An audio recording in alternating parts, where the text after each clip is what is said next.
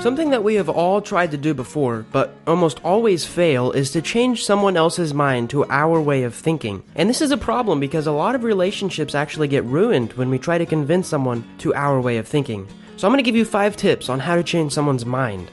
The first one is never turn the conversation into an argument. It should be a conversation where you show your opinions, the facts that you have, and the data that you've collected in a way that doesn't hinder or hurt the other person's opinions. We think that if we just prove our point logically, then common sense will tell the other person that we are right. But the problem is that emotions play a much larger impact on our decisions than what our brain logically decides as facts. And this is where most people get confused. Just because you may be right, technically correct, and have more supporting data, doesn't mean that the other person is going to think that, or they might not have their ego built in a way that they will accept that. So when you're trying to change someone's mind, try to keep it as a conversation and not an argument. The second tip is to never say that you are wrong. If you're going to tell someone that you are wrong, you're going to give them a strong reason to come back at your argument and just topple all of your other arguments and supporting details. Even if you show them a whole bunch of logical reasons and acceptable data after that, you have already said that you are wrong at some point. If you really want to change someone's mind, you have to completely avoid looking like you're trying to change their mind, because this could invoke, as we mentioned earlier, strong emotions. If you're going to prove anything, don't let them know that you're going to prove it. If someone makes a statement that you think is wrong, even if you know that it is wrong, it's better to point it out by saying, "I thought otherwise, but I might be wrong. Let's look at the facts." The key is to say that you might be wrong, not that you are wrong. This opens up the other person to look at the data again and shows them that you're not bullheaded and that you're not going to change your opinion. Because nobody will ever object to you saying, "I might be wrong, let's look at the facts." You're not saying that you are wrong, you're just saying that you're open to new ideas. And this is super important in convincing someone else to your way of thinking. Tip number 3 is to get the other person saying yes as fast as possible. So this is like the foot in the door technique. Begin by emphasizing and keep on emphasizing stuff that you agree on when you're starting the conversation. Maybe hobbies that you guys have, something that they're passionate about, something that gets them saying yes. Because the more that you get them to say yes, the more likely they are to say yes in the future.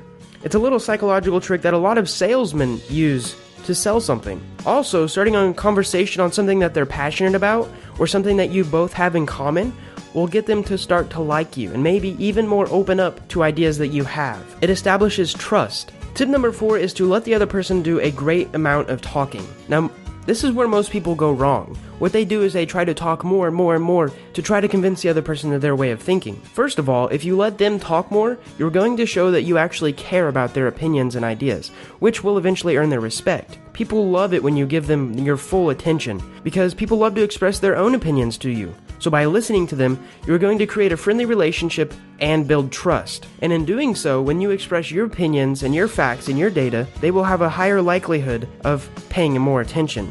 Also, if you disagree with something that they're saying, never make the mistake of interrupting them. And this is super dangerous because it's basically like you're attacking them, and they might take it to their ego.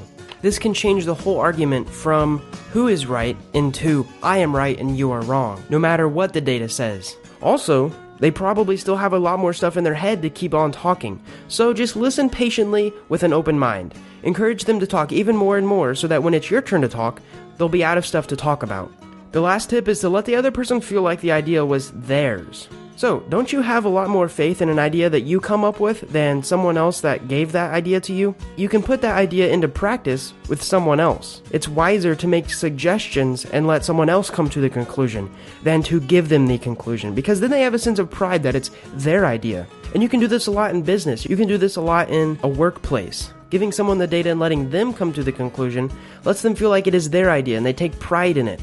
So, these are 5 simple tips to help you win someone to your way of thinking. And of course, if you do not have enough facts, if you do not have enough data to convince them, then you can do one of 2 things. You can either get more data to help convince them, or maybe it's you who is the one who needs to change their thinking. This content was actually created with the help of my friend Ismanov and animated by him also. So go check out his channel if you want more information like this. Thanks for watching, guys.